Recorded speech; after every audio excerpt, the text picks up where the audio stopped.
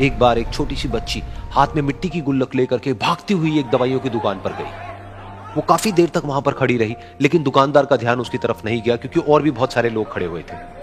उसने दुकानदार को कई बार बुलाया, लेकिन वहां पर भीड़ इतनी थी कि दुकानदार का ध्यान उसकी तरफ गया ही नहीं।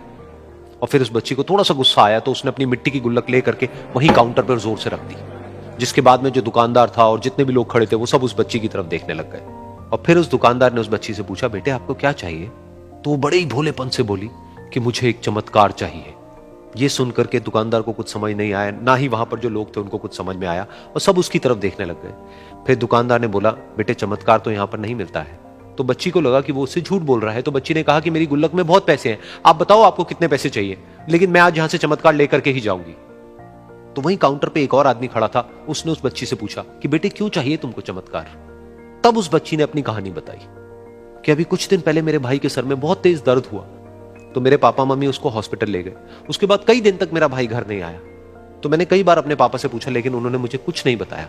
उन्होंने बार बार यही कहा कि वो आ जाएगा, वो कल आ जाएगा, वो कल आ जाएगा, लेकिन वो आ ही नहीं रहा था।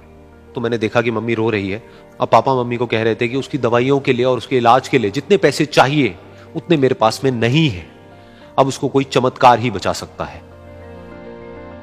तब मुझे लगा कि अगर मेरे पापा के पास में इतने पैसे नहीं भी हैं तो क्या हुआ, मेरे पास में तो है। तो मैंने जितने भी पैसे जोड़ रखे हैं वो सारे लेकर के मैं इस दवाई की दुकान पर आई। फिर उस आदमी ने उस बच्ची से पूछा, कितने पैसे हैं तुम्हारे पास में? ये सुनते ही उस बच्ची ने अपनी गुल्लक उठाई, जमीन पर फेंकी और तोड़ दी, और पैसे गिनने लग गई। बाकी सब लोग खड़े होकर के उसको देख रहे थे। थोड़ी देर बाद उसने सारे पैसे अपने हाथ में इकट्ठे किए और बोली, मेरे पास में पूरे 19 रुपए हैं। वो जो आदमी वहां पर खड़ा था वो थोड़ा सा मुस्कुराया और बोला कि अरे तुम्हारे पास में तो पूरे पैसे हैं, इतने का ही तो आता है चमत्कार। ये सुनकर के वो बच्ची बहुत खुश हो गई और बोली कि चलो मैं आपको अपने पापा से मिलवाती हूं।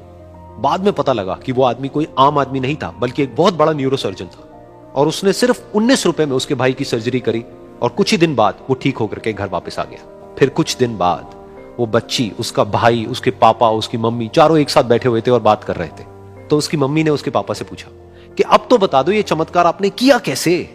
तो उन्होंने अपनी बेटी की तरफ देखा और बोले, ये चमत्कार मैंने नहीं, इसने किया है।